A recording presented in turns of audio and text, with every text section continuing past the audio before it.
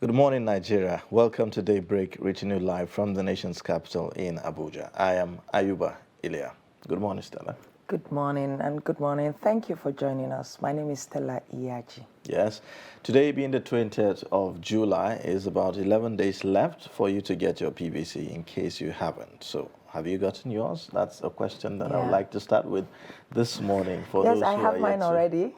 Yes, so 2023 is very important. And if you do not have your PVC, then it's time to go get it because you have just 11 days. After 11 days, no more. You recall that INEC has extended the CVR registration by about 2 months. Yeah. So that's magnanimous enough for those who are yet to get theirs, for new registrants, for those who have lost their PVCs. And if you need to change your location, please do. It's very, very critical to making your voice heard in the coming general elections. No excuses. No excuses. I mean, Nigeria has been through a lot for you not to participate in the process. So that's where I want to start off from this morning. Now let's take a look at the headlines today on Daybreak. 2023 polls will be the best ever, and that's according to the INEC chairman, Professor Mahmood Yakubu. Buhari gives education minister 2 weeks to end ASU strike. CBN raises interest rate to 14%. Now the news in details. The chairman of the Independent National Electoral Commission, INEC, Professor Mahmood Yakubu, has vowed that the 2023 general elections will be the best ever in the country. He said this in Abuja on Tuesday when he received delegations of the International Republican Institute, IRI, and that of the National Democratic Institute, NDI. He noted that the meeting was the first that INEC was hosting after Saturday's governorship election in Osun State, assuring that INEC would improve on its successes in subsequent elections. Speaking earlier, Secretary of State for Ohio, United States, and leader of the delegations, Mr. Frank LaRose, commended INEC over its various efforts to improve on the conduct of elections in Nigeria. LaRose, who is also an election commissioner in the state of Ohio, described his first visit to Nigeria as a great learning opportunity and urged INEC to keep improving on Nigeria's electoral system. President Muhammadu Buhari has directed the Minister of Education, Malam Adamu Adamu, to resolve the prolonged industrial action embarked upon by the Academic Staff Union of Universities, ASU, and other university-based unions. The President gave the directive Tuesday after receiving briefings from the relevant government ministries, departments, and agencies involved in the ongoing efforts to end the face-off with the university unions. Buhari had summoned them to get more information on why the strike had persisted for too long. ASU had commenced 1-month warning strike on February 14, and other unions also joined them over the alleged inability of the federal government to meet up with their demands. Meanwhile, the union has accused Chris Ngige, Minister of Labor and Productivity, of sabotage and has vowed not to call off the ongoing strike. Now, the Monetary Policy Committee of the Central Bank of Nigeria has raised the interest rate to 14%. The chair of the committee and governor of CBN, Godwin Emefiele, disclosed this during a post-MPC briefing in Lagos. The interest rate, which was pegged at 11.5% for over 2 years, was raised to 13% in May to tackle rising inflation, according to Emefiele. Meanwhile, the committee retained the asymmetric corridor at plus 100/700 basis points around the MPR, retained the credit reserve ratio at 27.5%, as well as liquidity ratio at 30%. All right, now let's take a look at some packages. The Nigerian National Petroleum Company Limited is up and running and is expected to support sustainable growth across the other sectors of the economy as it delivers energy to the world. Unveiling the NNPCL on Tuesday at State House in Abuja, President Muhammadu Buhari said that the new firm will ensure that Nigeria's national energy security was guaranteed. Kende Amodu reports.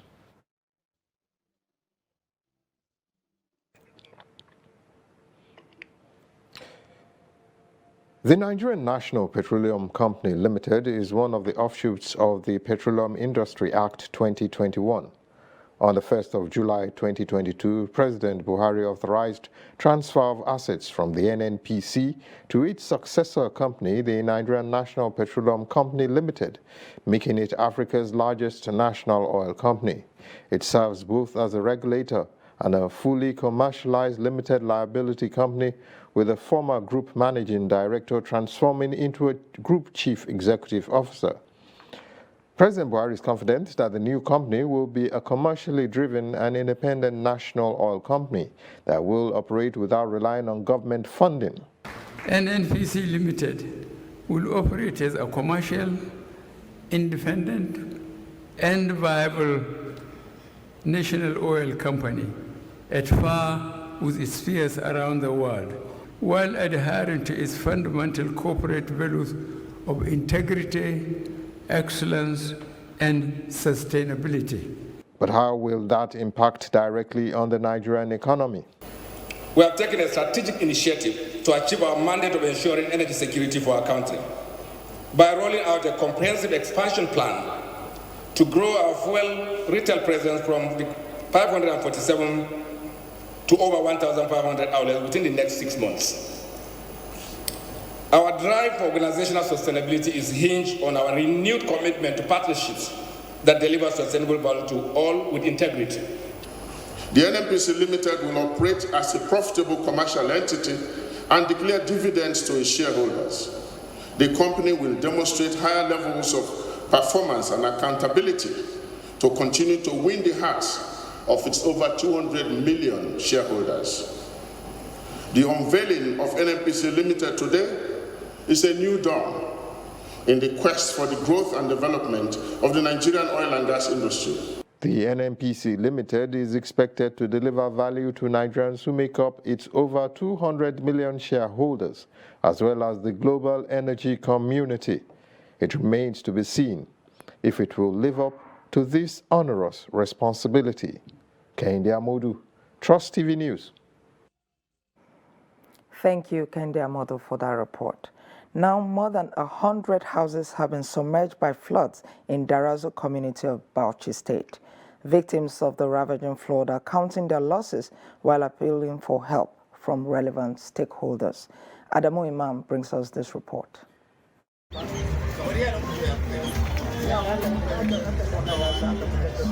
The victims who described the floods, the worst disaster ever witnessed in the area, said the downpour lasted hours on Saturday. Bilkisu Abdullahi and Musa Abdullah witnessed the ravaging rains. The flood started in the evening. After some time, our house became submerged with water. The house turned like a river. Our rooms and fence all fell down. We're confused. Where should we start from? Our belongings are completely damaged because of the flood. We need urgent assistance to rebuild our houses. Some of us already rendered homeless, looking for shelter elsewhere because of the flood devastation. Government should do something, but if there are none, then we thank God. Many are calling for help from well-meaning individuals and government for those rendered homeless by the flood. No one can be able to tell you how much is lost, because this is the devastation that so many. In fact, so many settlements have been affected. Not only this is just one of the settlements, and we have more than 20 settlements within the Darazo township.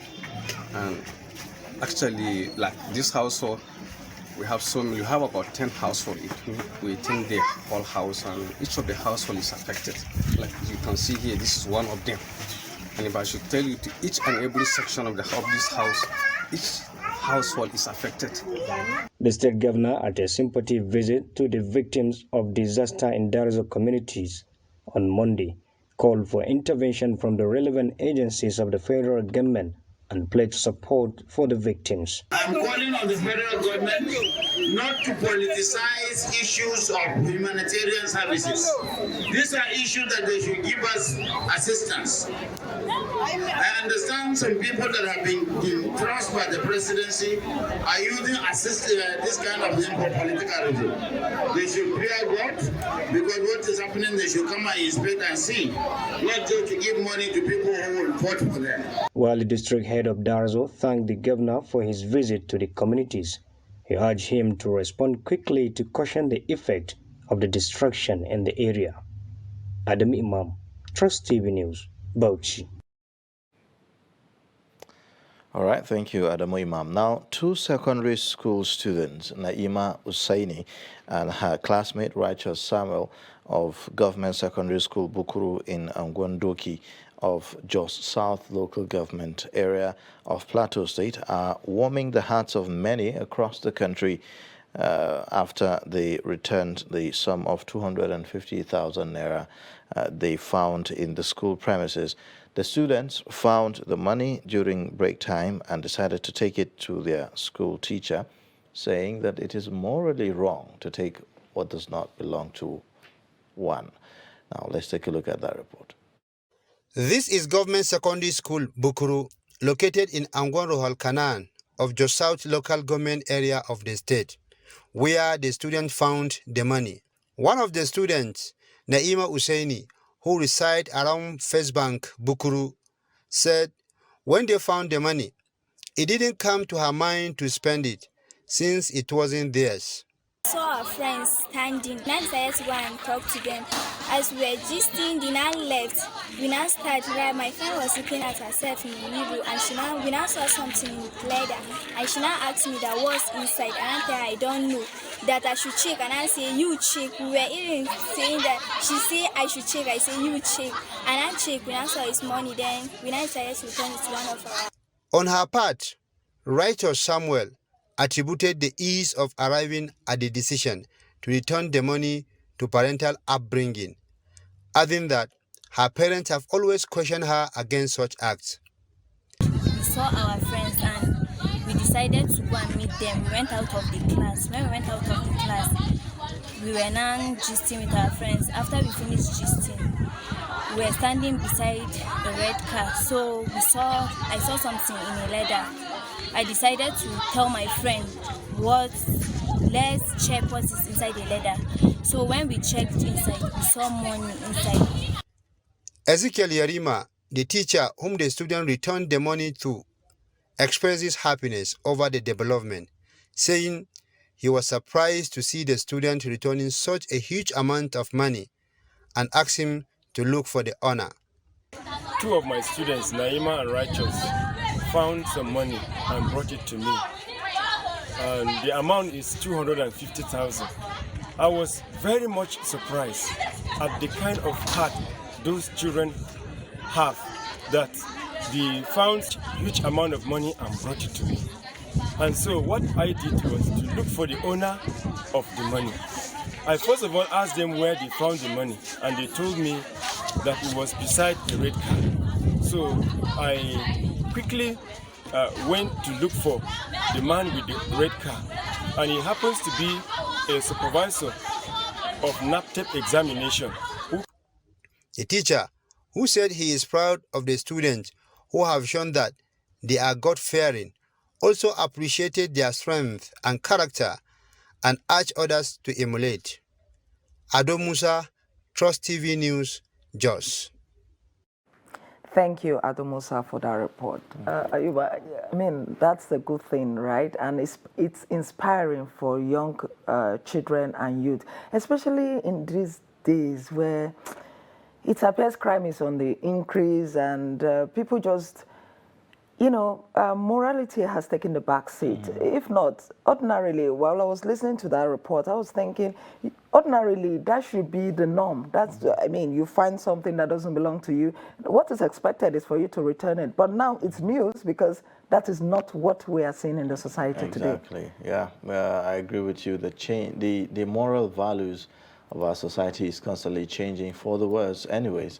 And seeing that, you know, teenagers like this still have the thought that, look, what's not yours is not yours, and you know, the courage for them to return it, that's commendable, and I expect that they will be given they will be rewarded in some way. And I hope that it's a good thing they are being celebrated so that maybe other children like them could learn from it that, okay, when you actually do something like this, you'll be celebrated. I mean, they are both on TV this morning, yeah, right. you know.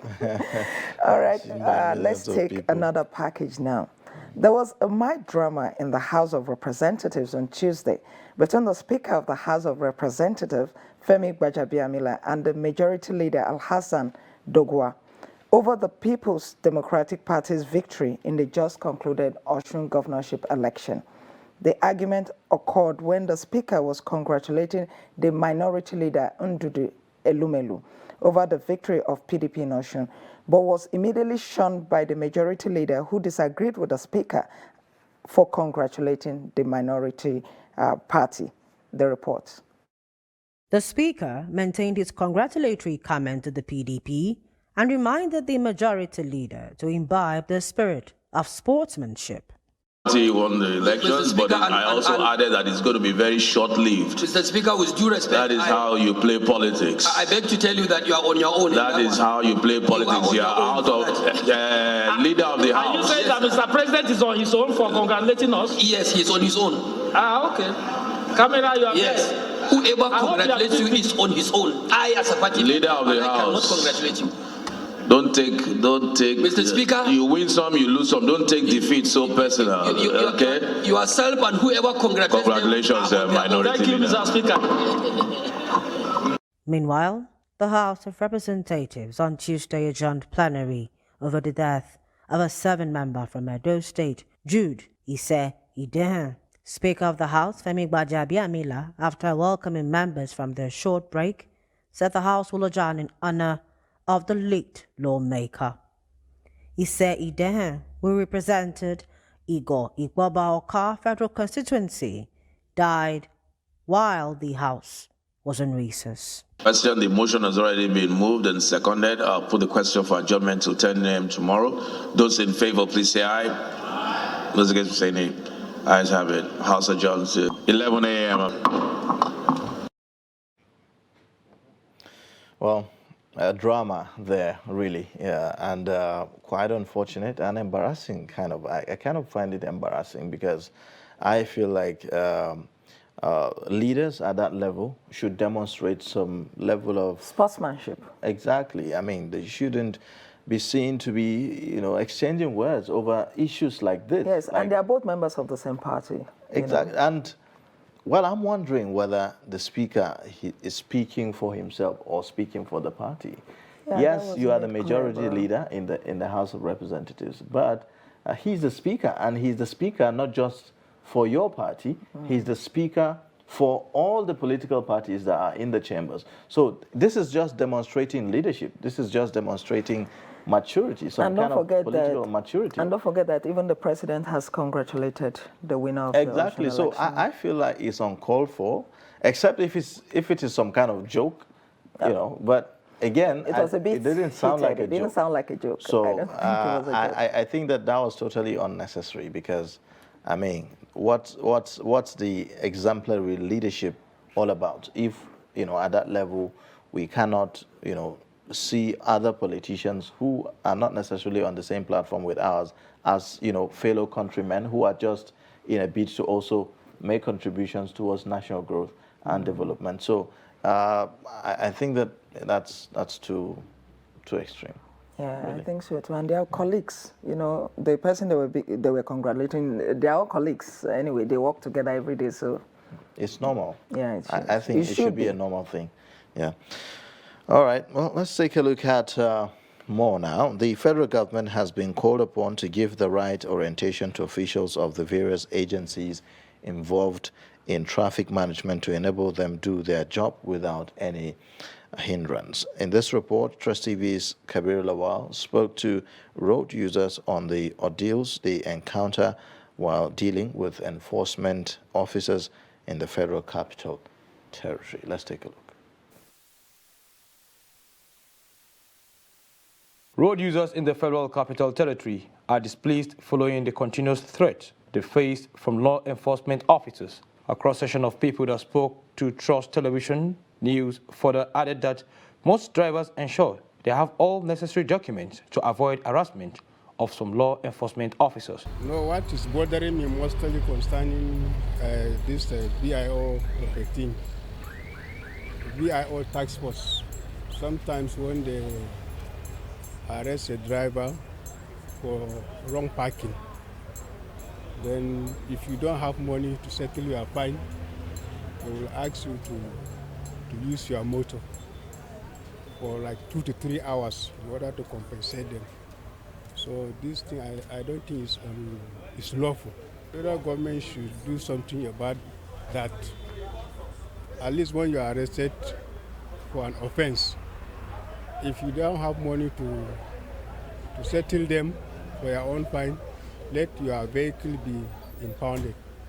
Motorcycle delivery agents are also not left behind in this drama, as most of them complain that despite having all relevant documents, they most times end up in chaotic exchanges caused by the law enforcement officers. It's unprofessional where you see someone giving you all the license and all the particulars which you demanded, and you still go ahead and looking for fault. For me, I'll call that a fault finder. It's not a professional job, if I must say, because I've seen a case where someone is driving on the way and got some kind of loads where the spare tire is. They even have to go to the extent of saying, okay, bring down all the loads you have on you and let's inspect your spare tire if that's okay. I think that's the last drop I've seen where they have to inspect someone and to tell them to bring down the whole things in the boot to show them the spare tire. Passengers also want the law enforcement officers to carry out their activities with decorum to reduce some of the ugly incidents that occur between road users and the agents. As we are working, we are not working in the night, we work in the daytime. And our law is that you must be in a proper dress. Wear your shoe, dress well, reflecting jacket, fully you wear your helmet. But once you meet them in their checking point, even though you are complete with your dressing, they must find a solution. Okay, right now they say all the dispatch riders. In Abuja, Kabir Lawal, Trust TV News. All right, now we will be taking a short breather, and then when we come back, we'll look at some more, especially on the front pages of our newspapers. Please stay with us.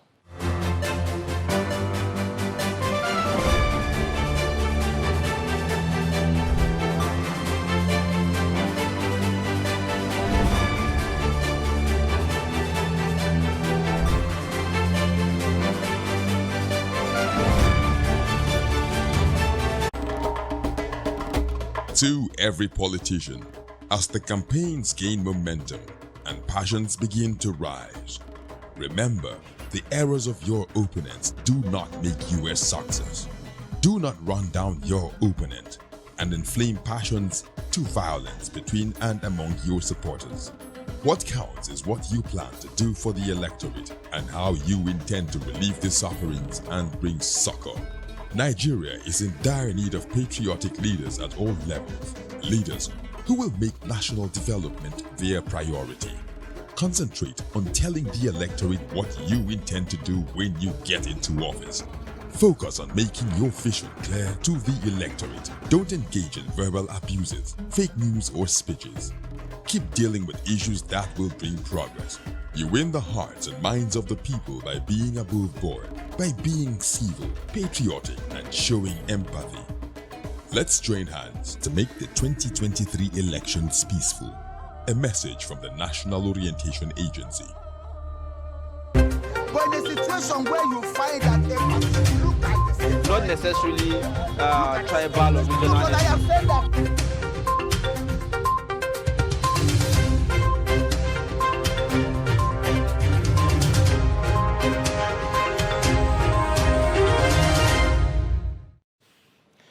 All right, thank you for staying with us. Now, let's take a look at the dailies on Daybreak. We have quite a number of stories here of interest. If you take a look at the Daily Trust newspaper this morning, you would find the issue about ASU strike. Now, federal government, ASU disagree as Buhari directs end to strike in 2 weeks. it has the riders that says, we won't sit with Labour minister. That's according to the union. And then NLC continues mobilization for protest.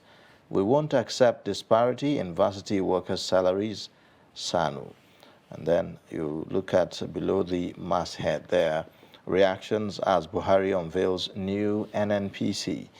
2023 elections will be the best ever in Nigeria's history, Professor Yakubu. You find that on page 10. Inflation, CBN warns of further tightening, hikes interest rate to 14%. You also find the pictorial there basically showing you the unveiling of the new NNPC now that we have in Nigeria. It's now a company, a limited company, no longer under the government. And then you also have beside that, kidnapped Kaduna Catholic priest, 5 villagers killed. Naira falls to 630 Naira to $1 at parallel market. And then ISWAP releases Eid celebration video, vows more jail attacks rather. So these are the stories on the front page of the Daily Trust newspaper. All right, now let's take a look at the Punch newspaper. On the Punch newspaper, it has a lead story that says, Osun Port Tribunal, Oyetola pencils 50 lawyers. APC Adeleke trade words. It has a rider that says, Oyetola's legal team to consist of 50 lawyers or more. This is coming from a senior advocate. Don't tamper with election materials to favor APC, Adeleke warns INEC. Another rider says, you are only afraid of your shadow. APC berates Governor-elect Adeleke. And then below that, we have a pictorial and the story that says, Buhari unveils NNPC Limited as agency halts FAC remittances. Under that, there's a story that says how Nigeria can make vaccines. This is coming from Okonjo Iweala. Scholarships, FG defaults, PhD scholars stranded. And then we have a story that says panic as Lagos fuel tanker explodes, destroys vehicles. At the top, right above the masthead of the Punch, we have Muslim ticket, Adeboye backs CAN, PFN. APC unveils Shatima today.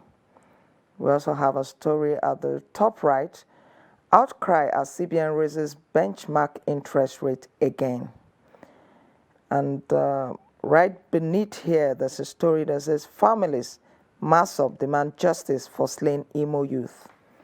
Lagos policemen on illegal duty handcuff brutalized punchman. And also there's a story here, federal government alerts ports, land borders over Marburg virus. These are the major stories on the Punch newspaper. All right. All right, let's get perspectives on some of the stories we've seen on these two, the Punch and Daily Trust. We have our guest reviewer, Ben Shema, the Director of News, Voice of Nigeria, in the studio with us to give perspectives. Thank you for joining us on Daily. Thank you for having me. Well, a lot of issues really, starting with the new NNPC. Yesterday we saw the unveiling of the NNPC that is now to be considered more like a private company. A lot of reactions have trailed that, unveiling by the federal government. What's your take on the rebranded NNPC? Well, Buhari started by saying NNPC itself started when he was Minister of Petroleum. He came on board, and of course the Petroleum Industry Act, of course he did the signing. And today, NNPC that was unbundled now will have the new NNPC Limited. And I can see that the promising, the crux there is energy today, energy tomorrow, energy forever. These are all promises. Now, we are left to see whether that will be done. If we put it side by side, the unbundling of NEPA, where it was changed to generating companies, transmission, distribution, and all that. Now, we are left to see if in the end, there's this accusation that NNPC might likely be what NEPA has become, where some people decided to go privatization and they sold it to themselves. But today we are seeing a limited company for now. It's not yet PLC. And be that as it may, we expect that experts will now run this company. It's been unbundled. We expect that petrol will be available. We expect that the refineries should be able to work. And if they are saying energy today, tomorrow, and forever, of course, where are the indicators in all of that? But again, it starts with the paperwork. And the paperwork has been done. And they're saying it is the largest single oil company in Africa. So it shouldn't just be the largest, but there's always hope, bearing in mind that what Lagos used to be during the days of Michael Otedola, NRC governor then, he said Lagos, the center of excellence, and you could see heaps of, refuge here and there. At the point he said, it's going to be for the future. And Lagos has turned out to be one of the centers of economic activities in Africa. So if we say it's going to be energy today and forever, I think it's a good vision. But again, who are the technocrats? Who are the experts involved in ensuring that it works? Exactly the question that a lot of people have been asking. Yes, we've had a lot of promises. In fact, also the promise to even increase the number of outlets to about 1,500, and all that. Yes, so they are there. But the question on the lips of, a lot of people who have, reacted to this is that the issue of corruption in NNPC is what is the major problem there that has not allowed a lot of things to happen. And so they've argued that there are still the same people in charge, of operations, regardless of the rebranding of the NNPC. So when you look at arguments like that, are they right to have that, Of course, Nigerians and even the international community will feel that, okay, we're seeing a new company, but those who are in charge or were in charge of the old one have simply crossed over to be in charge of the new one. So a man who has soiled his hands with oil is now handling some very white clothes or clothing.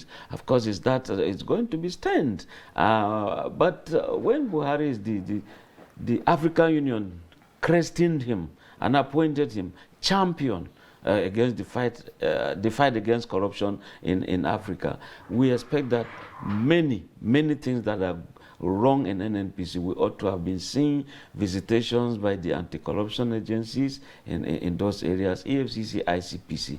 They should kind of ensure that NNPC works according to how it was created and why it was created. We expect that the National Assembly should be doing more of these oversight functions. But all we hear, they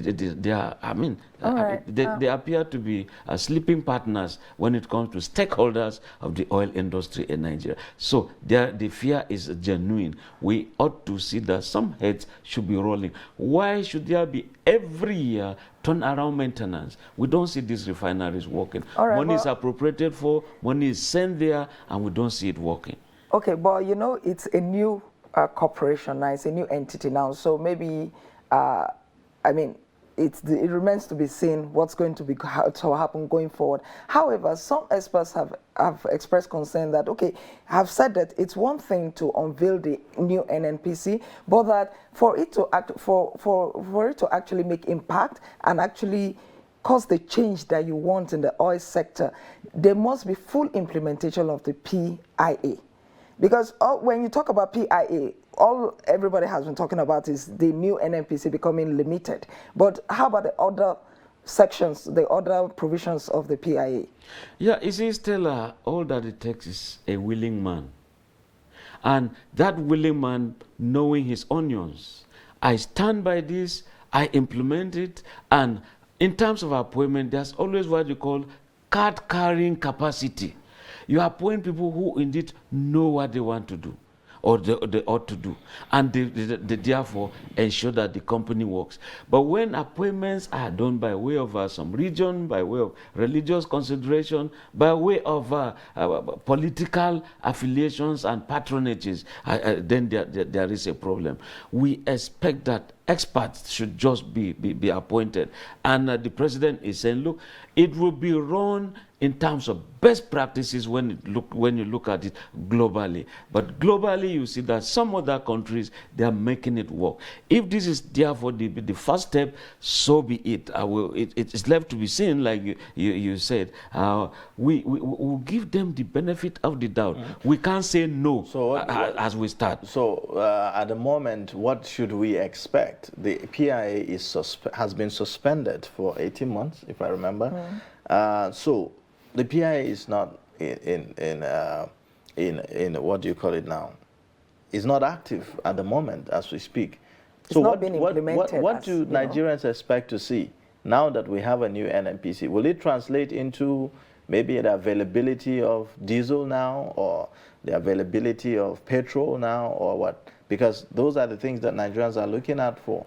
I mean, we are talking about aviation fuel. People are, the airlines are suspending operation and all of that. And now we have a new NNPC. So what? What then happens? Yeah, what then happens? Look at the political terrain, where you have society-based organizations, non-governmental organizations, non-state actors. You see the pressure brought to bear on INEC. And today INEC is saying 2023 election is going to be the best. We are hoping it's going to be. Now, can we at the point shift attention from politics to pay attention to this economy? Can we begin to hold some people to account? If yes, the act has been suspended. Why? Let people of note, let stakeholders, rev the engine of how to make this economy work, so that you put the government on a scale. You put the government on front burner so that they account for their actions, they account for their inactions, and of course we'll reach somewhere. But if there is a layback, a kind of, I don't care whatever they do, it's not my government, but it affects you. So if we expect Nigerians, irrespective of political parties, irrespective of whatever professions, let's look at this economy. If you look at petrol, the moment there is a strike, just 1 day strike, look at the ripple effect on the economy, the banking sector, transportation, and all that. So we expect people to come on board, people of note, people of conscience, who want this nation to be what we are known for, big brother Africa, giant of Africa. All right, talking about petrol, even at the function yesterday, it was announced that the petrol is now going to sell above 165 naira. In fact, as the rates are now, different regions have different rates depending on distance and from where they are lifting the petrol to where they're actually going to sell. What is your take on that? Well, you see... Is it going to tackle the crisis that we have? It may not necessarily tackle, but in the real sense, if somebody lifted petrol from Lagos and is supplying in Oyo State or Ogun State, look at the distance and how much the person spends. If someone lives from Lagos and you are taking it to Maiduguri, look at the distance. Of course, it's economy. It's the economic angle that will be looked at. But having said so, you see, when things of this nature are coming on board, we expect that stakeholders, look at the unions, Nupeng, all of them, you bring them on board. Look at ASU, look at TUC, you bring them on board. Don't forget the student angle. I see them blocking some streets in Plateau. We expect that a thing of this nature, you first of all do consultations. That's what we call a public policy communication. When you want to do this, you fly a kite, you drop it in the ocean, let people debate, and from the debate, government is now thinking. They've seen what really the thinking of the population is. And when the government is sensitive, it follows the public view. All right. Let's take a look at the lead story on the Daily Trust newspaper. Talking about the ASU you just mentioned. There seemed to be a disagreement. The president yesterday had a meeting where he gave a directive to the Minister of Education to ensure the resolving of this crisis in the next 2 weeks and all of that. And ASU is also responding. They are saying that they don't want to sit with the Minister of Labour, and then a lot of issues were raised there.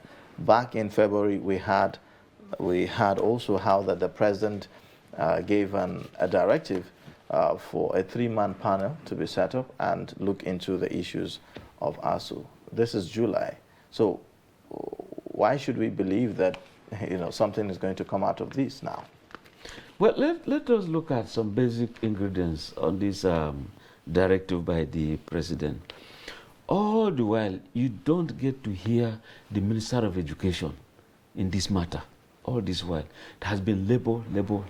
Now the president is saying, Minister of Education, ensure, it's now a directive, that this crisis is ended within 2 weeks.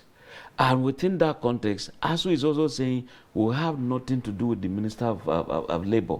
So that means in terms of negotiations, it's like the minister is not doing it very well.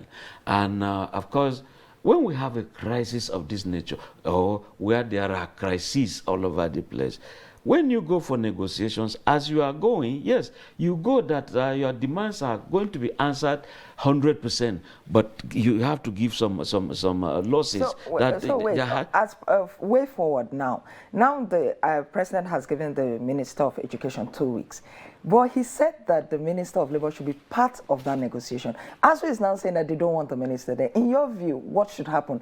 Do you think that they should ask the Minister of Labour to step aside so that it can go on, or what's your view? No, that would be an indictment on the Minister of Labour himself, and bearing in mind the collective responsibility of an executive council. I think it should be all-encompassing, so that, like I was saying, it should be give and take. If you came with 100% demands, 10%, 10 items or 100 items that you want them done, look, there should be some areas where you can do some losses so that some other people, government too, will do some losses and will reach somewhere. I doubt if government will give 100%, and I doubt if Labour will insist on 100%. But I think that there has to be a way out of this. It has lingered for too long, and we again expect that stakeholders will come on board. I saw that individuals, including even radio stations at the point, either they gathered and said, we were going to do their own contribution,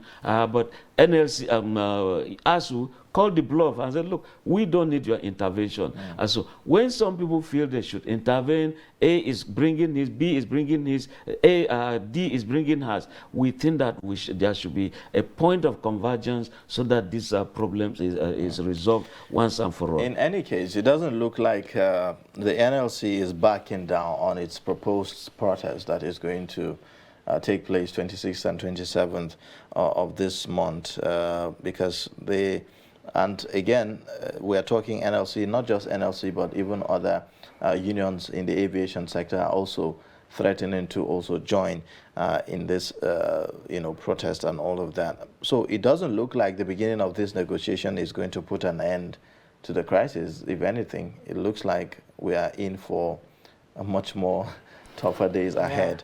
SANU is also threatening that they will not accept disparity in the varsity workers' salaries. So assuming now that the committee set up to look at the salaries, I think the BRICS committee set up to look at, to review the salaries of lecturers, with SANU now coming to threaten that they are not going to accept that. So even if ASU eventually gets, all the demands sorted, it looks like SANU is going to now embark on its own strike.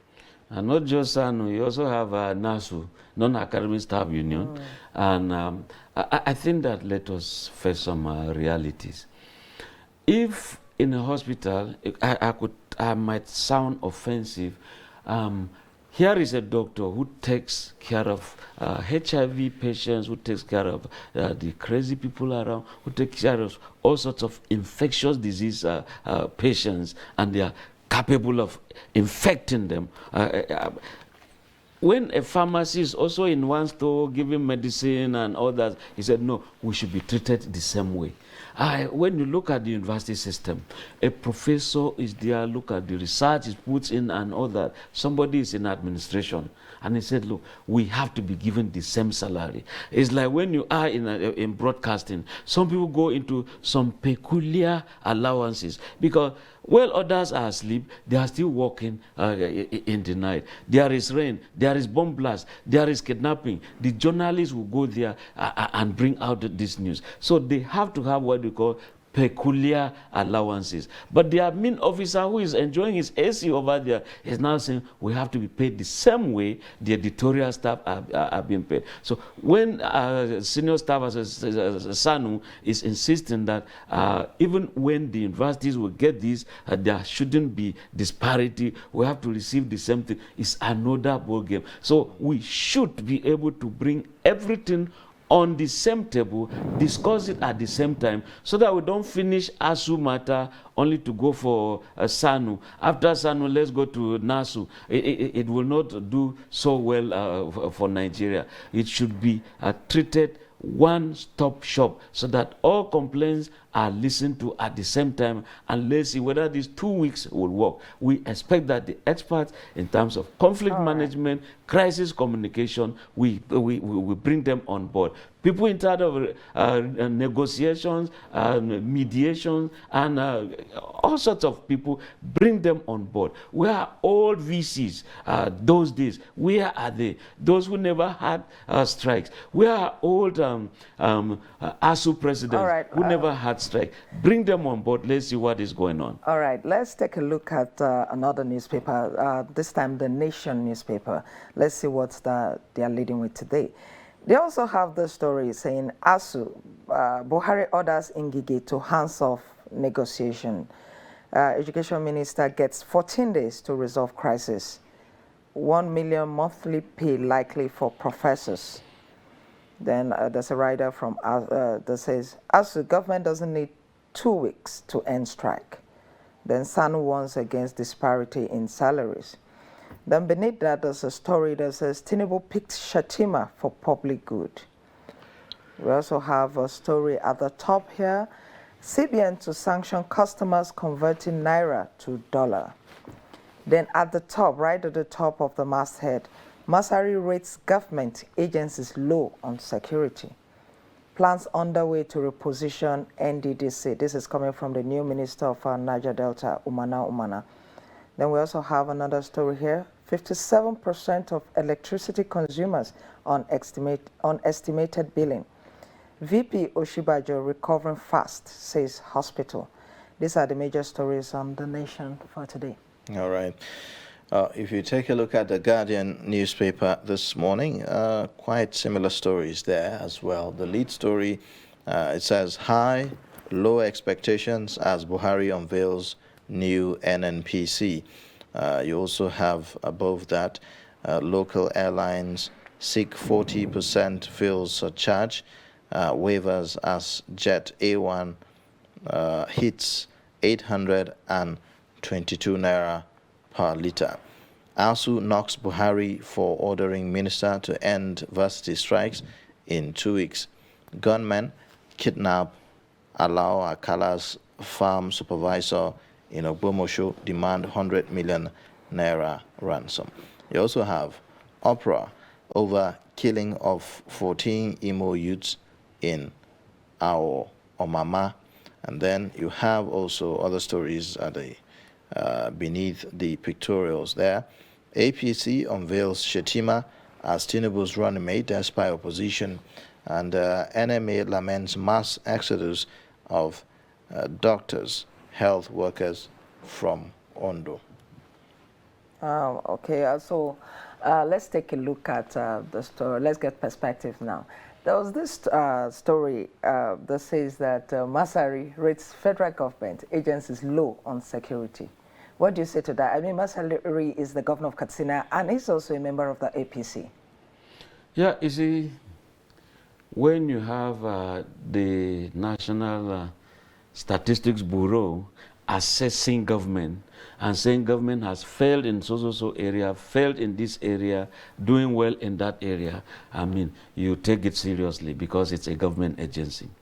Now we're having Governor Masari, who at the point, yes, he was elected, give you security, employment, education, health, and all that stuff.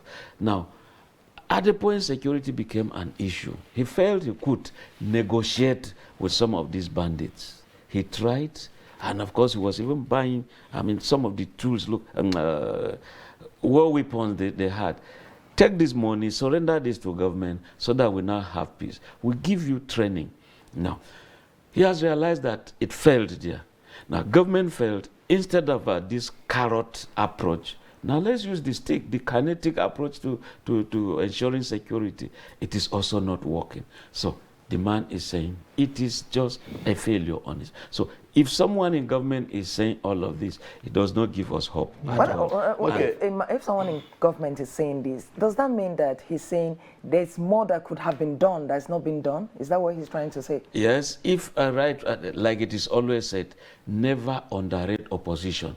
No matter how big you are, you see a councillor vibrating and opposing you, or find out what is happening as early as possible. The warning signals were there. What did you do? And so when this farmer had started, it ought to have been nipped in the bud right from the word go. But some people rather interpreted it the other way around. More so when it's happening in a community that didn't even vote for you, you feel that, oh, it's like they deserve it. So I think that they ought to have nipped this thing in the bud early enough. I mean, people saw it, people read it, they were told about it, and communities complained, district heads complained, village heads complained, and these things reached the state security services. They wrote reports and gave government officials. So we expected that government should have taken action immediately, prompt actions, workable actions. And if you're talking of equipping the security agencies, please do. You're talking of training them, please do. When they say this is what we need, it shouldn't be that, yes, we have approved. When you approve, money should follow. And when money follows, let the correct equipment also follow. All right, so briefly, let's take a look at some more papers, the Nigerian Tribune, the Sun, and also the Leadership newspaper, who have also some more other stories. The Nigerian Tribune, it leads with the same ASU story. It says, strike continues, ASU adamant. Union insists on UTA's signing of renegotiated agreement. Resolve ASU issue within 2 weeks, Buhari tells Education Minister. Quite a number of stories. And then, of course, the Buhari unveils new NNPTL orders transfer of assets. You also have the Sun newspaper that leads with the Buhari gives Adamu 2 weeks to end ASU strike. You have Awomama killings, youths barricade Owerri Onitsha Road. Adeboye denies endorsing Tinubu, stands by Khan's directive. And then the Leadership newspaper, it says, after 156 days of industrial action, PMB gives Education Minister 2 weeks to end varsity strikes. You also have just below the masthead, a new NNPC unveiled for Nigeria's energy security. You have interest rate to rise as inflation rises, according to the MPC, Monetary Policy Committee. You have also, we will reposition NDDC to achieve core mandate, says Umana. 2023 election will be Nigeria's best, INEC vows. FG Mom, as marketers raise petrol pump price to 185 naira per litre. Airlines dump low demand routes as jet A1 nears 900 naira per litre. So we're hearing different figures.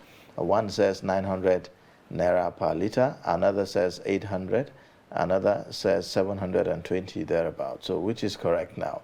You know, the different papers are having different numbers as regards the price of Jet The A1. underlying factor is the crisis in that sector. Exactly. So, but what should we be doing really to save the situation? Some are saying that, you know, there's this surcharge, 5% surcharge should be, you know, the deduction of that surcharge should be stopped, so that can help the airline operators stay afloat. Yeah, you see, I think that government should also come on board properly. Situations where unions will just fix prices of items or services arbitrarily without due recourse to law. Do you really think that is the situation in this case?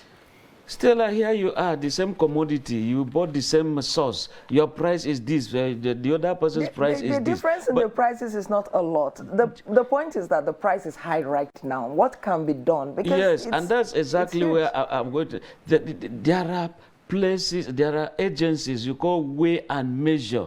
There are, commodity prices, for example. Government will always peg and say, this is the highest you can go. Not that some vulcanizers association would just wake up today, this is the price. You have a barbing salon, this is the price. And here we are, these fuel marketers and those who live will just wake up and just say, we have decided this is the price and it is cast in stone. We can't go down and we can always be going up, up, up. And in Nigeria, whatever has gone up never comes down. So I think government should come out clearly to say this is how it should work. And look at even prices with electricity. Before you know it, these people will say, the law says after so months, we should increase prices in terms of unit consumption of electricity. We need government to a kind of have laws that will control prices in the price control, so to speak. You don't just wake up. The same bag of fertilizer, for example, 50 kg, you are selling it 30,000. In Nasarawa, it's 10,000 in KB. It's 15,000 in Ogomosho. Right. I think government should come with a unified kind of price mechanism system. All right. Thank you so much, Ben Chema, Director of News, Voice of Nigeria, for joining us on Daybreak this morning and sharing your perspectives on some of these new stories on the front pages. With that, we've come to the end of this segment. Stay with us as we take a short breather. When we come back, we'll take a look at the headlines again on the hour. Please stay with us. But in a situation where you find that look at this, not necessarily tribal or regional. I have said that.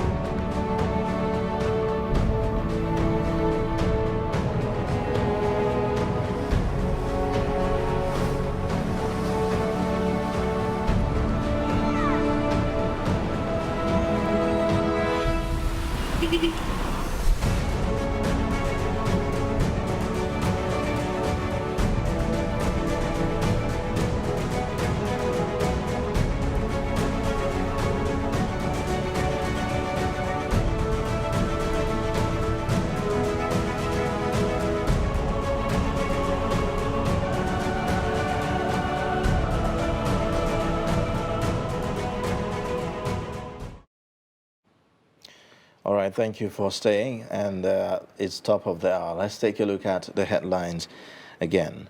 2023 polls will be the best ever, Yakubu says.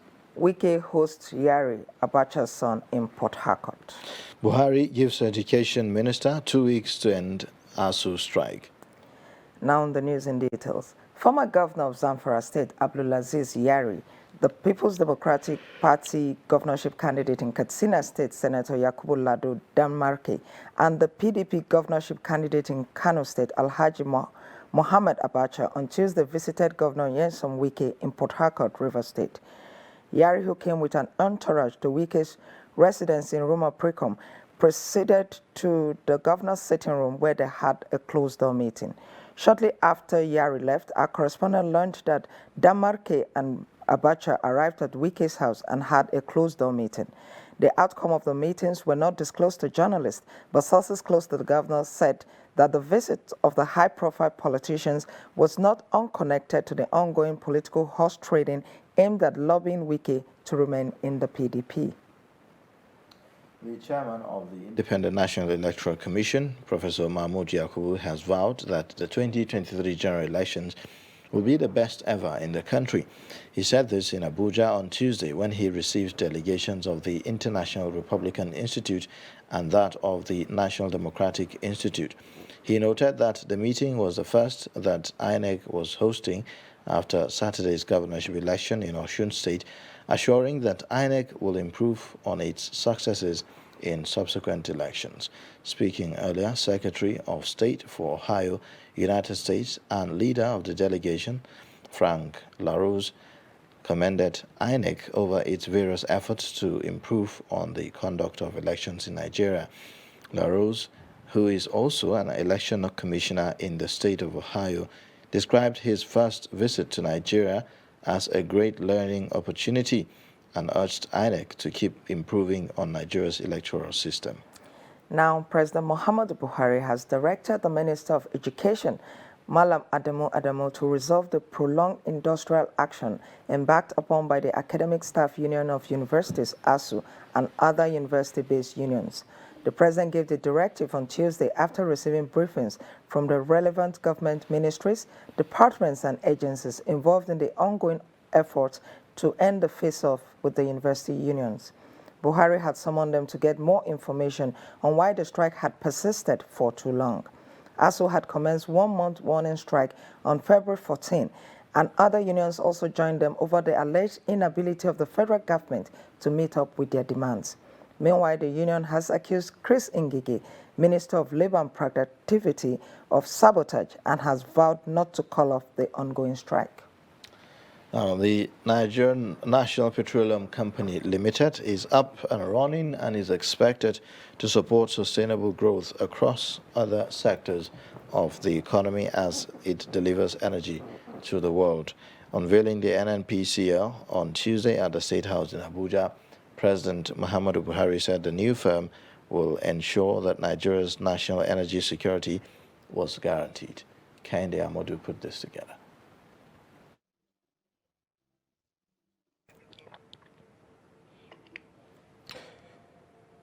The Nigerian National Petroleum Company Limited is one of the offshoots of the Petroleum Industry Act 2021. On the 1st of July 2022, President Buhari authorized transfer of assets from the NNPC to its successor company, the Nigerian National Petroleum Company Limited, making it Africa's largest national oil company. It serves both as a regulator and a fully commercialized limited liability company, with a former group managing director transforming into a group chief executive officer.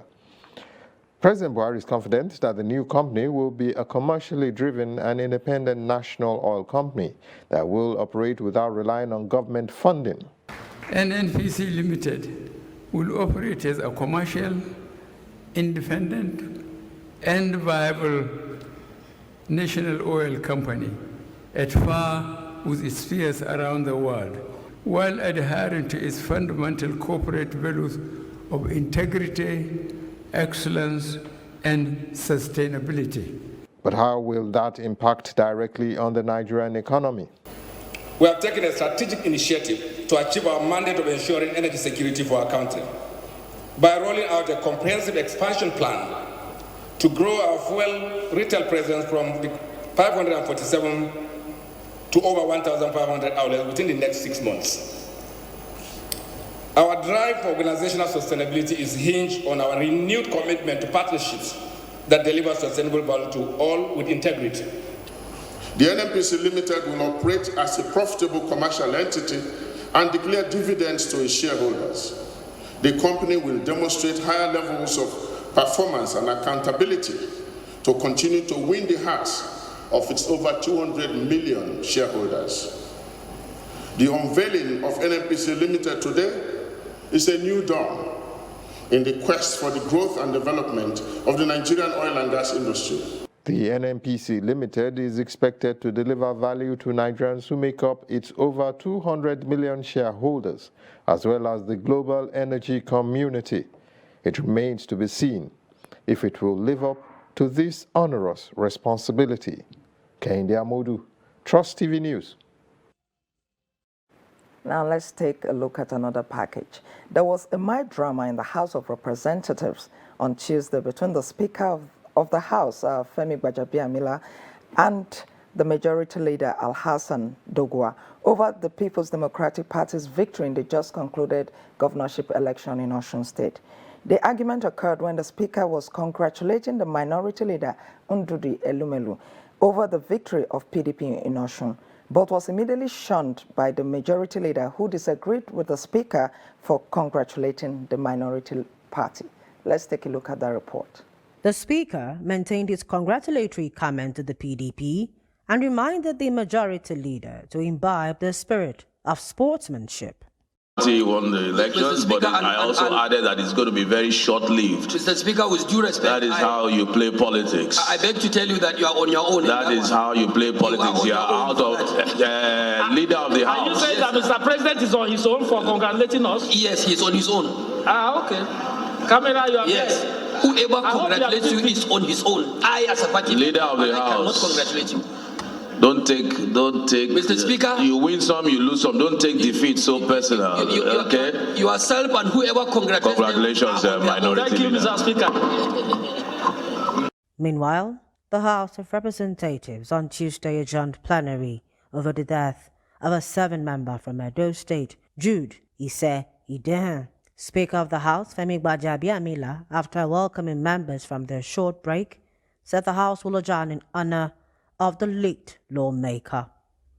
Ise Idehan, who represented Igor Igboba-Oka Federal Constituency, died while the House was in recess. Question, the motion has already been moved and seconded. I'll put the question for adjournment till 10 a.m. tomorrow. Those in favor, please say aye. Aye. Those against, say nay.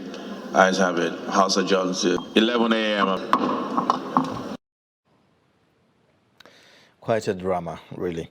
Now, the federal government has been called upon to give the right orientation to officials of the various agencies involved in traffic management to enable them do their job without any hindrance. In this report, our correspondent Kabir Lawal spoke to road users on the ordeals they encounter while dealing with enforcement officers in the Federal Capital Territory. Take a look. Road users in the Federal Capital Territory are displeased following the continuous threat they faced from law enforcement officers. A cross-section of people that spoke to Trust Television News further added that most drivers ensure they have all necessary documents to avoid harassment of some law enforcement officers. No, what is bothering me mostly concerning this BIO 13, BIO task force. Sometimes when they arrest a driver for wrong parking, then if you don't have money to settle your fine, they will ask you to use your motor for like 2 to 3 hours in order to compensate them. So this thing, I don't think is lawful. The federal government should do something about that. At least when you are arrested for an offense, if you don't have money to settle them for your own fine, let your vehicle be impounded. Motorcycle delivery agents are also not left behind in this drama, as most of them complain that despite having all relevant documents, they most times end up in chaotic exchanges caused by the law enforcement officers. It's unprofessional where you see someone giving you all the license and all the particulars which you demanded, and you still go ahead looking for fault. For me, I'll call that a fault finder. It's not a professional job, if I must say, because I've seen a case where someone is driving on the way and got some kind of loads where the spare tire is. They even have to go to the extent of saying, okay, bring down all the loads you have on you and let's inspect your spare tire if that's okay. I think that's the last drop I've seen where they have to inspect someone and to tell them to bring down the whole things in the boot to show them the spare tire. Passengers also want the law enforcement officers to carry out their activities with decorum to reduce some of the ugly incidents that occur between road users and the agents. As we are working, we are not working in the night, we work in the daytime. And our law is that you must be in a proper dress. You wear your shoe, dress well, reflecting jacket, fully kitted. You wear your helmet. But once you meet them in their checking point, even though you are complete with your dressing, they must find a solution. Okay, right now they say all the dispatch riders. In Abuja, Kabir Lawal, Trust TV News. Yeah, now it's the raining season and we have been recording cases of floods in parts of the country. In Bauchi State, more than 100 houses have been submerged by flood in Darazo community. Victims of the ravaging flood are counting their losses while appealing for help from relevant stakeholders. Adamu Imam put together this report.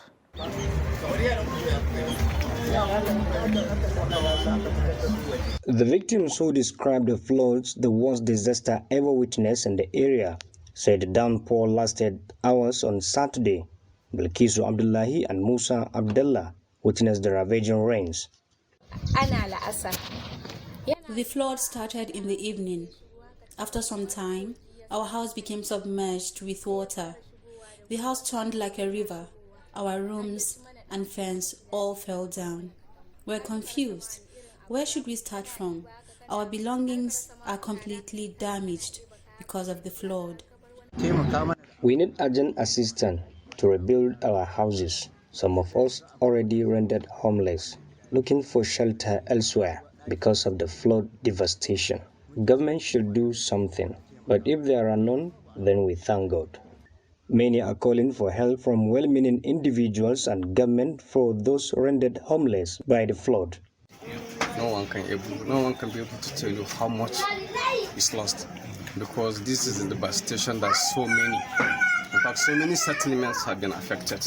Not only this is just one of the settlements, and we have more than 20 settlements within the Darazo township. And actually, like this household, we have about 10 households within the whole house, and each of the household is affected. Like you can see here, this is one of them. And if I should tell you, to each and every section of this house, each household is affected. The state governor, at a sympathy visit to the victims of disaster in Darazo communities on Monday, called for intervention from the relevant agencies of the federal government and pledged support for the victims. I'm calling on the federal government not to politicize issues of humanitarian services. These are issues that they should give us assistance. I understand some people that have been trusted by the presidency are using this kind of thing for political reasons. They should fear God, because what is happening, they should come and inspect and see, not just to give money to people who will vote for them. While the district head of Darazo thanked the governor for his visit to the communities, he urged him to respond quickly to caution the effect of the destruction in the area. Adam Imam, Trust TV News, Bauchi. All right, we'll take a short breather, and then when we return, the show continues. Please stay with us.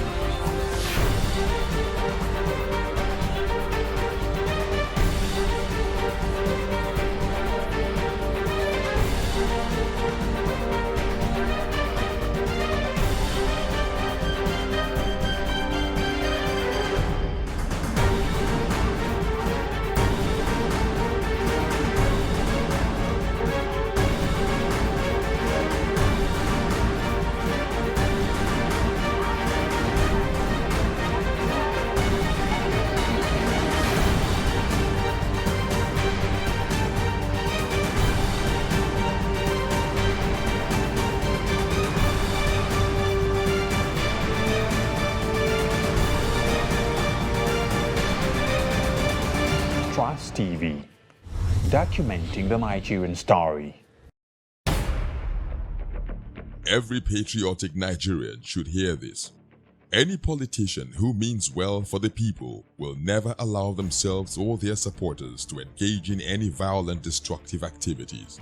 No politician who truly wants to serve the people and develop the nation will encourage his followers to destroy properties or take human lives before, during, or after the elections. The Nigerian public must watch out for these traits and isolate any politician who encourages supporters to engage in violence. No genuine politician or patriot will cause trouble and seek to destroy the very society which they aspire to lead or develop. Politicians who have the good of the people at heart will not allow themselves or their followers to engage in violence, destruction of properties, and then taking of lives. Be vigilant. By their words you shall know them. Shun violence. Stay away from politicians who want you to do so. Let's join hands to make the 2023 elections peaceful. This message is from the National Orientation Agency, NORA.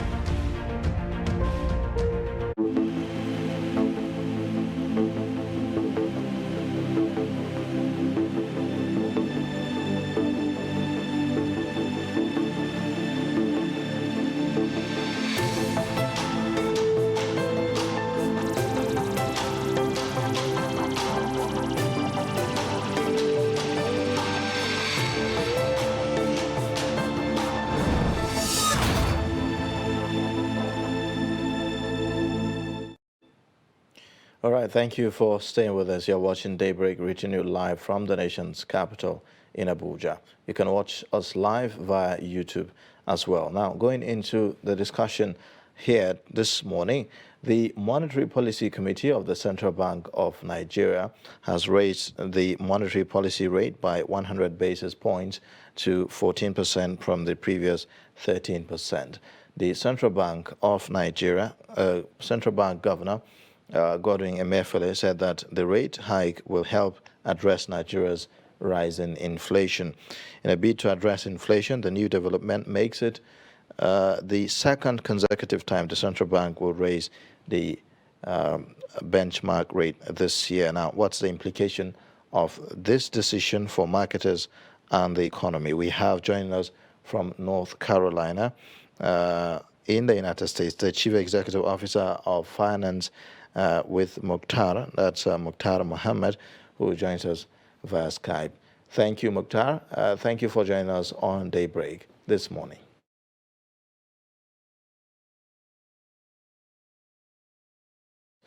All right, well, quite an interesting conversation going on, looking at the decision of the MPC to raise the rate now to 14%. This is coming just after an increase of the rate by 150 basis points back in May. What's the implication of this? Let's start from there.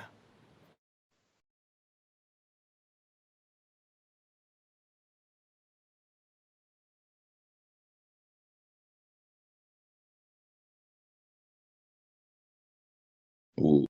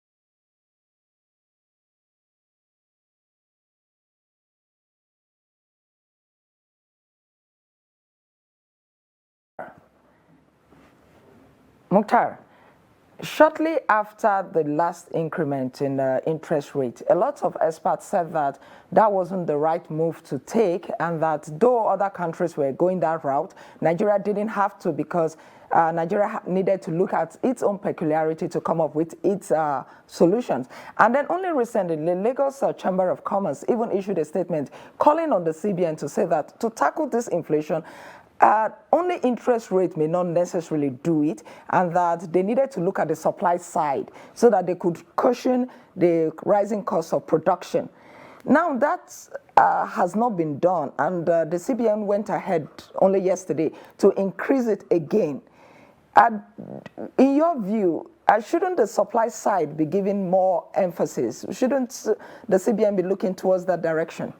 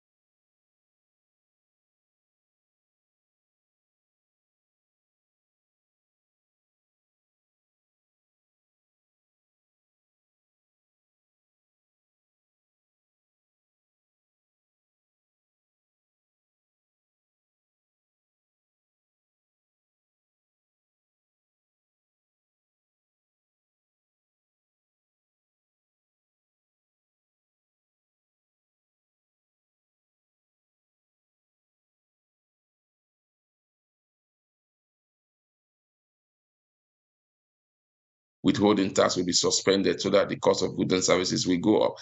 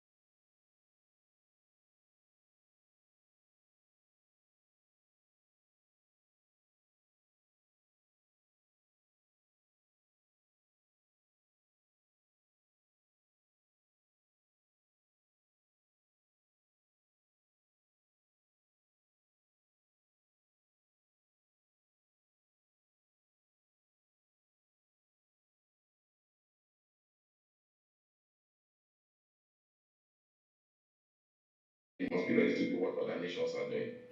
All right, now back in May, the central bank increased the interest rate to 13%, and then in June we saw that the inflation rate, also increased to 18.6%. So how would you assess the performance of the initial increase that we had vis-a-vis the issue of curbing inflation?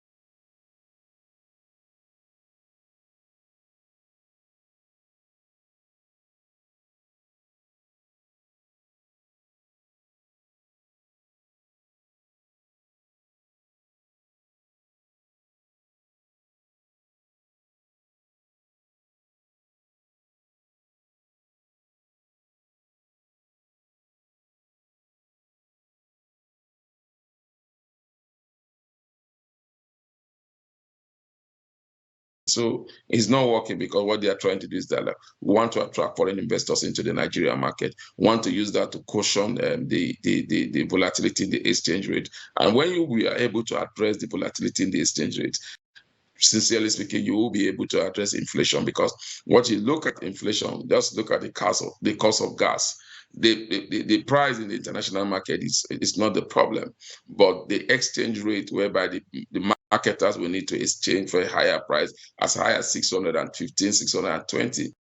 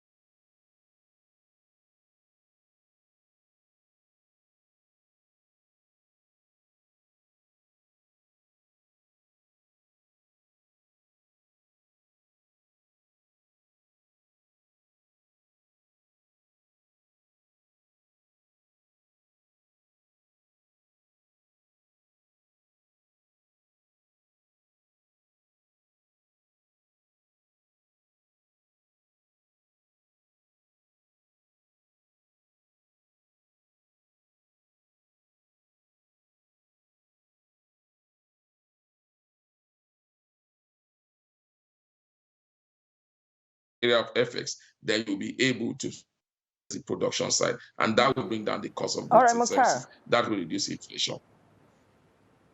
Mukhtar, yes. If I hear you very well, all you talk about is boosting production. Now that they have increased this interest rate to 14%, it therefore means that not a lot of people in the private sector can go and borrow because the rate is high. So how do they boost production if they cannot borrow? I'm as surprised as you are, because I expected them to have leave the 50 basic point for a while. How they are able to, I think they have gone into the panic mode, and also they have increased it by 100 basic points. And I can assure you, it might not achieve what they attempt to achieve with that. It's basically a challenge that they have not been able to have a way to deal with it.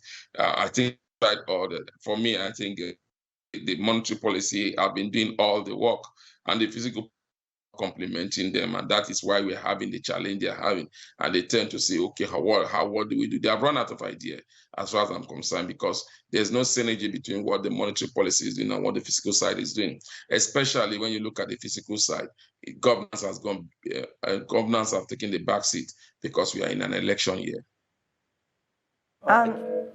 Okay, how do we ensure accessibility to Forex for the critical stakeholders that matter, the people that matter? What is standing in the way, and how can we take that off? Is it the unavailability of Forex that is the problem, or maybe certain bottlenecks that is in the way? Yeah, availability is one of them. Yes, definitely. But the second one is structural, because if you basic travel allow PTA to those that are traveling, and you have made the process seamless. They go online, book for their, CBN created a website for them to access, and you submit all the relevant documents. And in 48 hours of your traveling, you get the travel. That means it also could bring those some structures also for the manufacturing sector, especially, whereby they can access it and will submit all their documents and make it a little bit seamless. Because again, we might not blame the CBN for all of this, because sometimes the manufacturers they have also not helped in terms of trying to do round tipping. So CBN have said that they will give genuine Nigerians efforts, and they have told that these manufacturers that can come up with their Form M will be able to access FS. But some of those manufacturers have said that, look, yes, but they are not able to meet our demands and due sometime, and cannot meet all the amounts that. So it's a supply challenge, then it's a structural problem. What I'm saying is that when you're talking about manufacturing, they're addressing the big manufacturers. What of the SMEs, the smaller ones that are the largest employer of labor, the informal sector? You've not been able to address them. So that is the challenge. That's why we keep having this inflation going on. Like they say, it's a global problem, but other nations are trying to tackle it. I can assure you with what other nations are doing, in the next couple of months, you will see the inflation chills down a little, but with the case of Nigeria, raising interest rates all the time is not the solution. We must deal with these structural issues, which has to do with how much of FX have we been able to attract into our economy, especially now that the price of petroleum product, crude oil, has gone as high as 100 as per barrel, but we are still not making any good use of it. Mukhtar, only recently, the World Bank issued a warning saying that there could be recession, that there was a chance that a recession could come, and Nigeria is inclusive of that, you know. So this recent decision by the CBN, wouldn't it hasten Nigeria's race into the recession? And my questions are two, wouldn't that happen? And what is it that we can actually do in the short term to avoid going into recession? I think for now we are not afraid of recession, especially this government. If they go into recession now, this is going to be the third time into recession. But I don't think recession has to do with the GDP. The GDP has not been that bad at all. And I don't see that we can have 3 consecutive negative GDP to go into recession anytime soon. But it's a global fear, and you know, emanating from the crisis they have between Russia and Ukraine. But I don't think we'll go into recession anytime soon, because the productive sectors are open up and we are having production in those sectors. But like you said, how do we address this short term? In the short term, what do? We need to reduce the volatility in the exchange rate. I tell you, the CBN is running away from that. That is the main problem, because they are not any NNPC is not any revenue because of the subsidy schemes. They are not any effect. So what we are seeing now, we are not effects coming to the economy, and that also CBN is not able to meet legitimate demand of the diaspora also because of they are just coming out from a lockdown. They've not been able to also into the economy also. So these are some structural challenges that I'm talking about. So how do we do that? We need to see how we can assess effects. And then the CBN should look at way to address the SMEs, those SMEs that are dear need of FX, that import most of the household product into the country. How do they begin to accept FX, just like you do for people that are doing the basic traveling, PTA for travelers, and also school fees for those that bring that to the SMEs. If we are able to do that, I tell you sincerely, we'll see this inflation comes down in the shortest possible time. So let me hear your own expert analysis on this. There are people who feel that Nigerians are just raising unnecessary alarm about the state of the economy. So if you want to compare the way Nigeria is managing the economic crisis compared to other countries, how would you say we are doing? We are not doing well at, because we are addressing it from the up instead of from the bottom. We are looking, Nigerians keep talking about GDP. They don't look at the level of poverty. They don't look at job. All they keep telling us about we have GDP. GDP growth is not going to put table. It's not going to put on the table of ordinary Nigeria. GDP growth is not going to be. So what we're doing is looking at general economic term using GDP. GDP is one that is going to pay our debt. We need to begin to think of revenue. We need to begin to make the people become productive. We are not looking at that. So if you ask me that question, I would say definitely we are not doing well in the area of managing our economy, because we are not managing our economy by the bottom-up approach. Rather, what we are looking at is the up approach, which has to do with government revenue coming to them. That's what they are interested in. are doing well in that area. Not at Right then. We also have joining the conversation from Gombe, the Dean, Faculty of Management, Communications and Social Sciences, Penn Resource University, Mukhtar Imam, to also give perspectives on this. Thank you for joining us, Mukhtar Imam. Thank you for having me. Good morning, Nigerians. So let's get your take on the increasing of the interest rate by the central bank to 14%. This is, just a few weeks after we've seen another increase from 11.5% to 13% back in May. So what's your own take on this? Are we on the right track? Well, first and foremost, we are at a time where the global economy is facing a heightened inflation. This is not just a It is coming of the challenges that we have been faced with, particularly recent times. The Nigerian government, like has increased the interest rates twice consecutively in this year. It's a very long period. What we're seeing now about the 2.5 cumulative increase within this short period of time. The reality is that increasing interest rates or rather themselves are not fixed alone. There's a need to respond in fiscal policy that will complement policies. The 14% increase, of course, is following or taking a cue from what is happening in the global political economy or the global economy. So therefore, it is not saying that is we must address or look at the issues, the that have first and foremost led to inflation.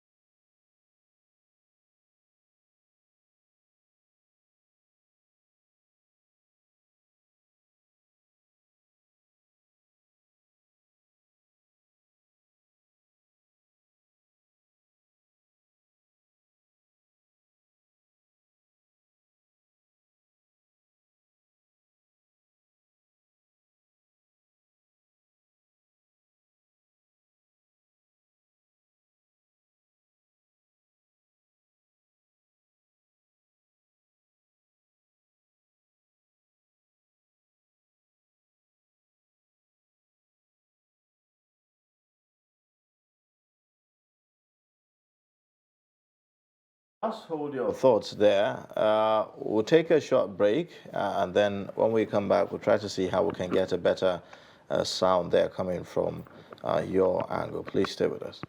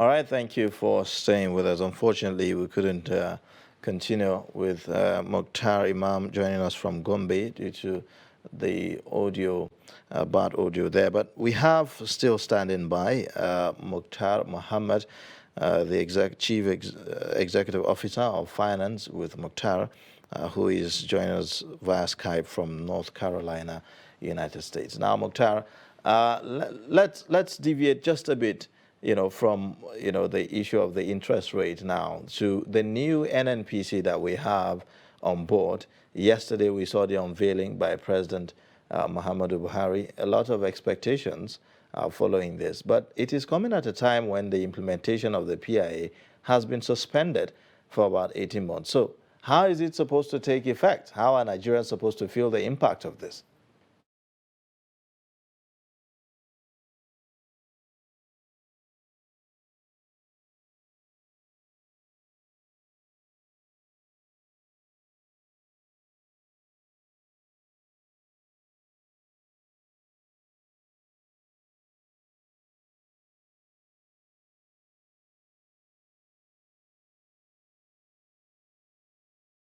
That's what we've just done because, like you said, the brainchild of that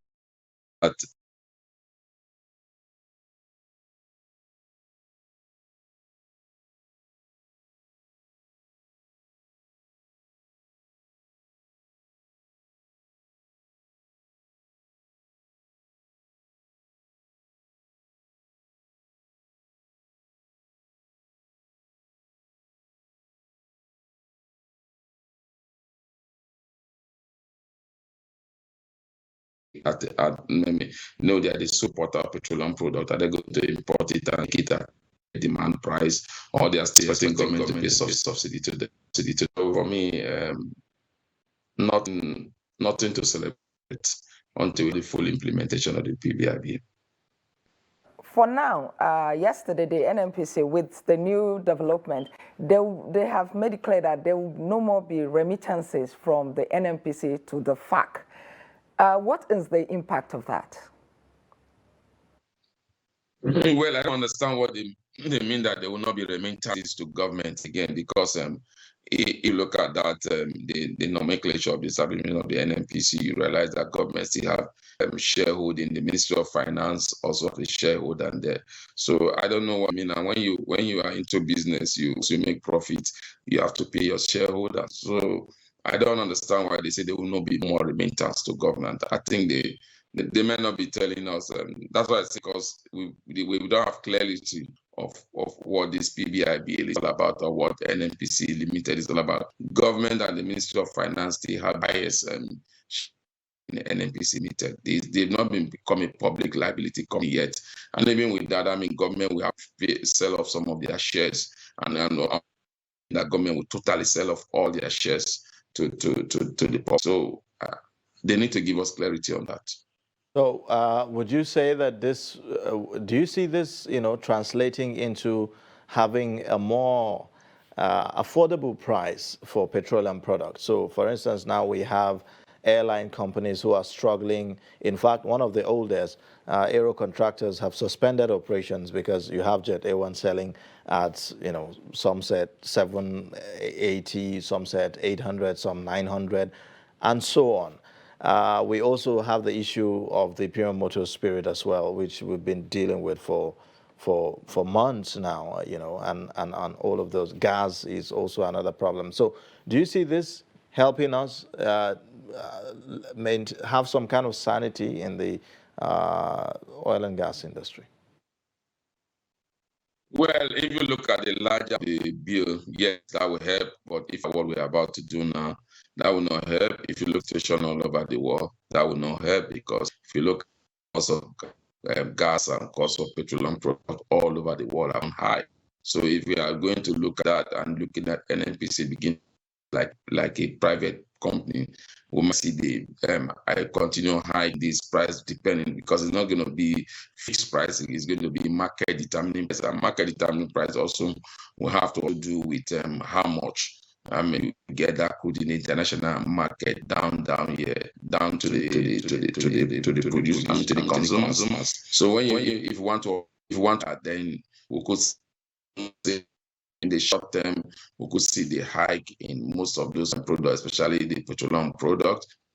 And also, if you look at the also, you could see that hike also. But what we are going to see is that once price of crude comes down, which definitely in the long term it might come down, we could see those prices going. So what we are going to see is that a market determining of petroleum product, which it depends on which side you are. If for the ordinary Nigerian, in the short might not be good news, but in the long term, competition. And are we going to have other companies playing alongside NNPC being the sole importer and petroleum product, or the sole petroleum product also? So those are part of the competition. And then when there is competition, but if it's NNPC the sole exporter, it just will be business as usual. Oh, we seem to have lost audio there. Mokhtar, can you hear me? Yes, I can hear you clearly. All right. So how about, the implication of this, the new structure now on the issue of the revival of the country's refineries and its operations going forward? What should we expect? We should expect them to begin, excuse me, we should expect them to sell off refineries, or we should expect refineries. Once they are not getting money from government, and they will begin to look at how valid this turnaround maintenance. Remember that NNPC has already bought the shareholding in Dangote Refinery already. They already partnered with Dangote, already shareholders with Dangote Refinery. We're going to see them begin to become shareholders in the international energy company of the world, whereby they will be able to put product into Nigerian refined petroleum product at a cheaper price. Those are things that we are looking forward to. Okay, Mukhtar, I'm going to bring you back again to the interest rate. Yesterday, when the CBN governor announced it and he was briefing the press, he said that he warned of further tightening. And my question is, can this economy handle any of that? And in what areas should Nigerians be expecting this tightening?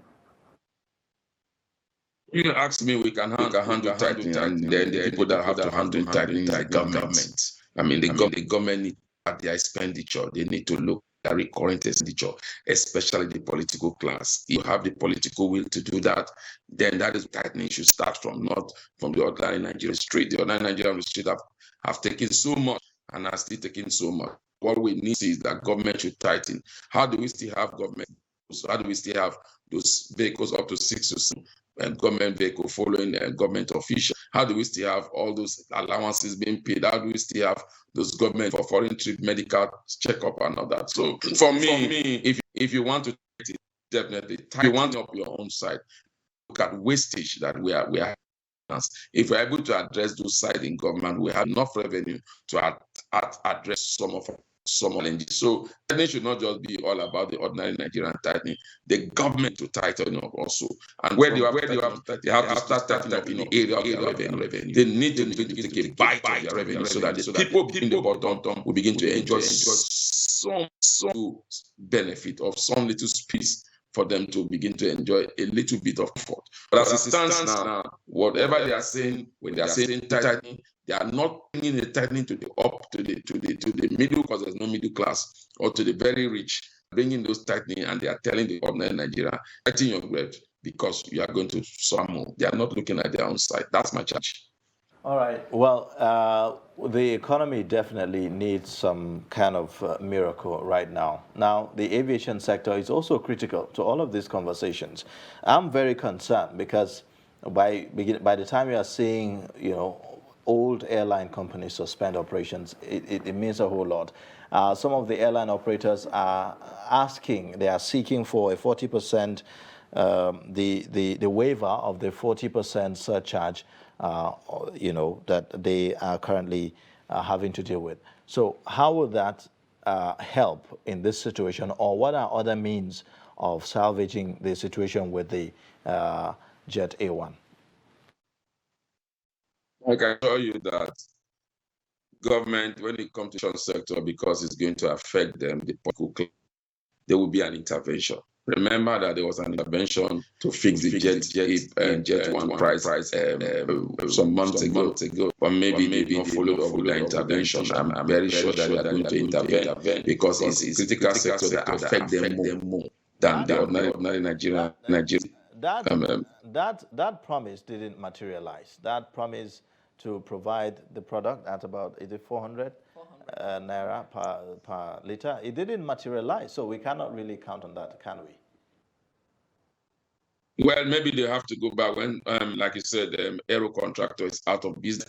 Other airlines have sent message to their customers that you may have a delay in flight because we may not be able to afford jet A1. Sort of that you see the government intervening in these issues in the shortest possible time because it's going to affect them. But it is affecting the ordinary type of it. You see, maybe they have done it before it was not working. Now with that challenging of aero contractor, one of the oldest airline. So remember that this airline also is under the AMCOM, which is more or less like a establishment. Government need that airline to operate so that there will be their money. You will see intervention in this sector. Trust me, I said there will be an intervention. Well, thank you so much, Mukhtar Mohammed, the Chief Executive Officer of Finance with Mukhtar, who joins us via Skype from North Carolina, United States. Thank you for joining us on Daybreak and sharing your perspectives with us. We appreciate that. Thank you so much. Have a great day. All right. So with that, we've come to the end of the program for today. For those who have missed, you can catch up on all our social media platforms. And also don't forget to subscribe to our YouTube channel. Let's do the show again tomorrow. My name is Ayuba Ilya. Thank you for watching. Bye. Yeah, thank you for staying tuned to Trust TV this morning. My name is Stella Yaji. Do well to join us same time, same station tomorrow. Do have a pleasant day.